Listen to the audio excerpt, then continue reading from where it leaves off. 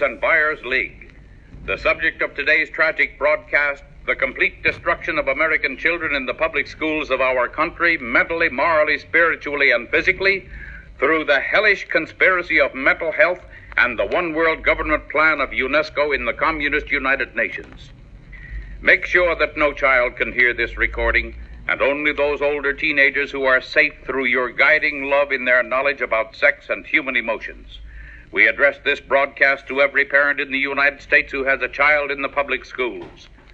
Most of the school principals and teachers are splendid Christians and citizens, but an alarming number in a dozen different states are rotten to the core, as well as the state boards of education. We want you to be the sole judges after hearing the questions that tens of thousands of children answered in many public schools. And don't think that because you are rich and can send your child to a private school, you can duck this issue. Private schools are even more vulnerable. You've got to raise your fists and start swinging before your home, family, and loved ones are totally destroyed. Some people might object to this exposure and prefer to sweep it under the rug. We literally shout it from the housetops of public indignation. The cure for this terrible situation is not crooked courts of law or brainwashed ostrich-like preachers who would bury their heads in the sand and pray. The cure our forefathers would have used is a baseball bat, a horsewhip, and tar and feathers. We now dare to make this astounding statement. Your child's learning morals, Christianity, purity, patriotism, health, respect for parental authority, freedom from venereal disease, crime, dope addiction, and communism would be much safer if classes were conducted in the corner saloon, where at least loyal Americans gather together. The arch traitors in this master plan of destruction are the Jewish communist operators and their renegade Christian stooges of UNESCO, or the United Nations Educational, Scientific, and Cultural Organization, if you please. Next comes the United Nations World Health Organization, the National Mental Health Association and all of its branches, which must be destroyed. Then comes our Department of Health, Education, and Welfare, loaded with more communists than any other department of government, including the Department of State. Under the pro-Marxist Jew Abe Ribicoff, an alarming situation has become a nationwide government-sponsored movement.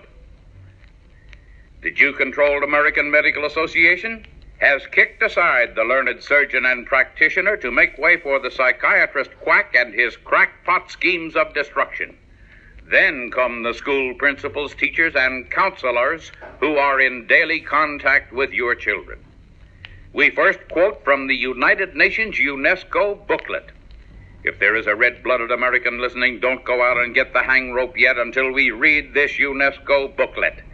It has the real touch of that UNESCO leader, Eleanor Roosevelt. It says, quote, "The prime function of public education in the United States must be that of capturing the minds of our children at the earliest possible age for the cause of political world government. The teacher is urged to devote every classroom minute to this end.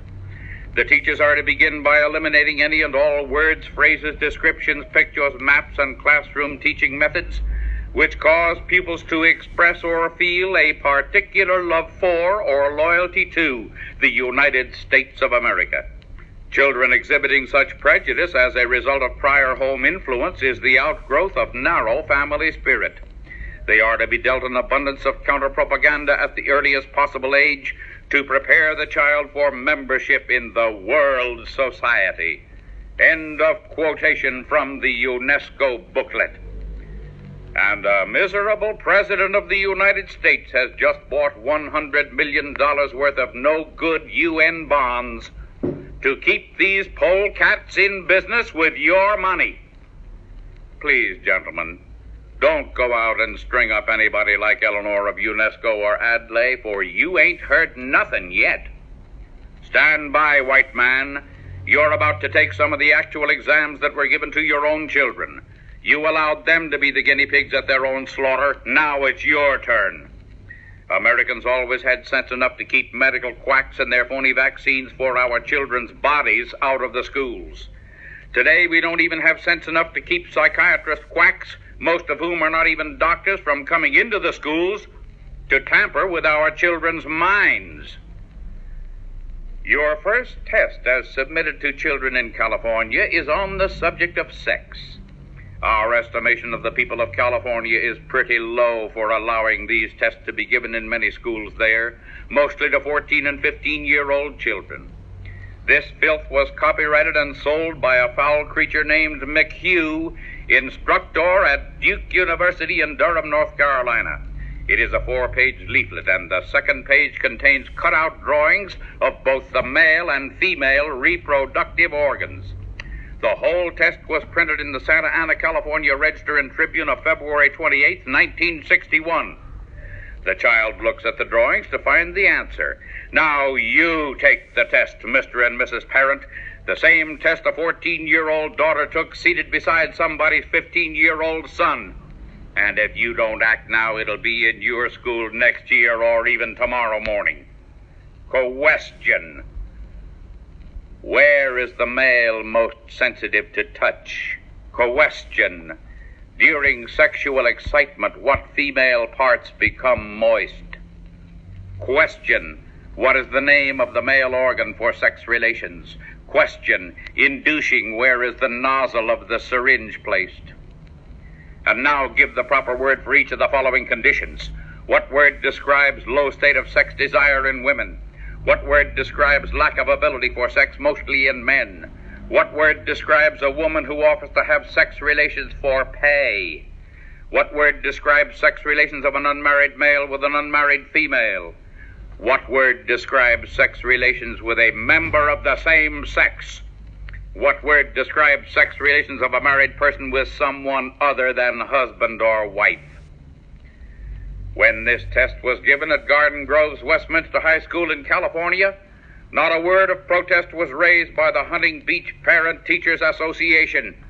Not even a comment or question by anybody else.